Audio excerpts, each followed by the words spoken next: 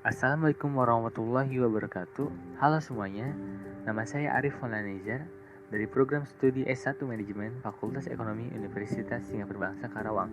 Di sini saya akan menjelaskan tentang audit fungsi rekrutmen. Pertama-tama, kita harus mengetahui apa itu audit sumber daya manusia. Audit sumber daya manusia ialah proses analisis dan penilaian terhadap sebuah aktivitas sumber daya manusia dalam sebuah organisasi yang bertujuan untuk mengevaluasinya.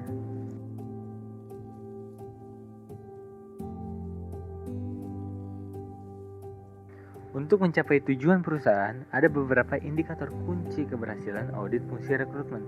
Yang pertama, ketersediaan SOP rekrutmen dan peraturan-peraturan terkait rekrutmen. Yang kedua, ketersediaan persyaratan jabatan berbasis kompetensi. Yang ketiga, ketepatan pelaksanaan rekrutmen sesuai tahapan yang seharusnya. Yang keempat, ketepatan pelaksanaan rekrutmen yang efisien dan efektif, efisien terkait biaya yang dikeluarkan. Yang kelima, ketepatan penggunaan metode dengan mempertimbangkan jabatan yang lowong dan dana yang tersedia. Hal yang harus dicermati oleh auditor rekrutmen. Yang pertama, apakah perusahaan sudah memiliki SOP di bidang rekrutmen? Yang kedua, apakah perusahaan sudah memanfaatkan teknologi informasi dalam perekrutan? Yang ketiga, apakah persyaratan jabatan sudah dirumuskan secara tepat? Contoh kasus audit fungsi rekrutmen.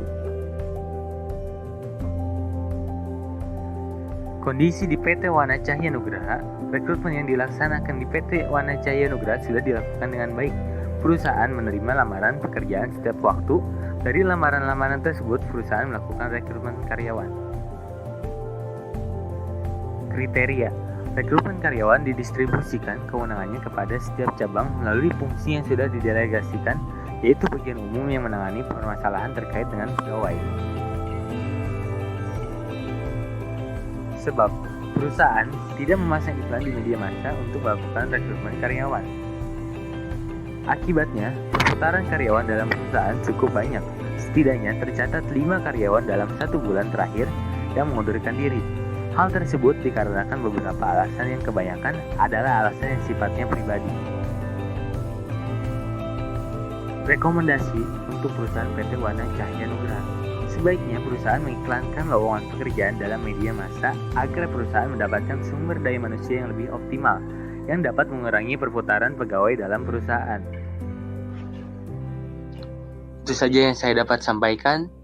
Terima kasih sudah menonton.